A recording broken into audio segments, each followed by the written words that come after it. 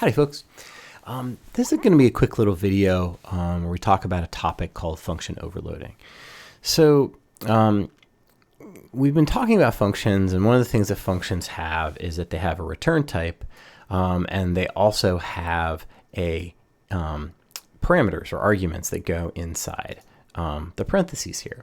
And we can make a really simple function that takes that has a void return type, it has a name, and it doesn't take any input. And what that looks like is it looks like it does down here. So it doesn't take any input, and it just does something like print something to the screen, or does whatever the function does. But because it has that void characteristic in front of it, it doesn't use the return statement. Like, whoa, that's not how you spell return. There you go. A lot of times we return a value, and so that's when we might throw like the word integer or float or any one of those other types of things that we might send back. So voids are actually probably our most common function, is that they do something, but we don't expect to like catch anything back from them. So okay, so I've made 3 prototypes here. You might be wondering, well, they all say howdy, like doesn't C++ get a little bit confused? So let's see what actually they do first, and then we'll kind of talk about what C++ is doing and how they're a little bit different. So if I just type out say howdy and run it, well, then I get it says howdy on the screen. And then you see there's a second version that if I type in a name, it says howdy Bob. And then the third one says go for a string and an integer. So I'm going to say Bob, and I'll say 6 times. And you can see that it prints out Bob 6 times. So what's going on there? So the first thing to note is that C++ really thinks of these functions as like distinct. I'll say howdy is a function. It doesn't take any inputs. I'll say howdy is a function, it takes in 1 input. Say howdy is a function, it takes in 2 functions. It kind of keeps those as separate things. So when I define these, I come down here and you can see that I've sort of created them in different ways. I already kind of talked about this one. This one takes in the name, and you can see that I used a little bit of string concatenation. I know that the type is a string, so I can use the plus signs to sort of build the string right in place. Okay, or in this one, I just have a little for loop that does it a certain number of times, and you can see that I didn't use the string concatenation way here. I used the arrows like we're a little more used to. So you can see 2 different ways I did that. So each of these feels like is kind of thought of as a little different thing.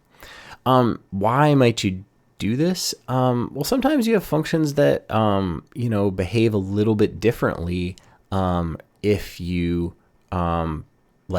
like send it different things. And we've already seen that with C++, is that, if we do some division or multiplication and we just send integers in, well, then it does a calculation and only sends us an integer back, right? So it's kind of behind the scenes doing something like that with a division. Oh, you send me 2 integers, I'm going to send you an integer back. And hey, division is kind of a function, right? We're using the little, slash to indicate that like divide this by this, and we're kind of sending them off to a function in a way. But we'll see lots of other things in here. For instance, maybe I wanted a distance formula, and I had a distance formula where I sent it, for instance, I might have something that returns a float, and I call it, I don't know, point distance. Okay, and it might be that I send it in 4 floats, or I send it in 4 points that, the starting X, the starting Y, the ending X, the ending Y. Okay, but I also might have like a float point distance where I actually have some object called a point, and I send it in 2 points. Later on, we'll talk about how to make our own custom things, but it might be that like that, or I have point distance, maybe I want it to work with a vector 3, which would be like a 3 coordinate thing. So I could have all these functions called the same thing, and then it would just sort of do the appropriate thing based on what I sent it. And so there you go. Like, that's a reason that we might end up with that. Okay, one other thing that I want to talk about in this video is that we can also set up functions to have default values.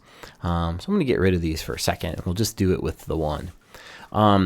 Let's say I had my function, and I wanted to have it be so that it, like, the default value was Bob and 6, but I could change it to whatever I want.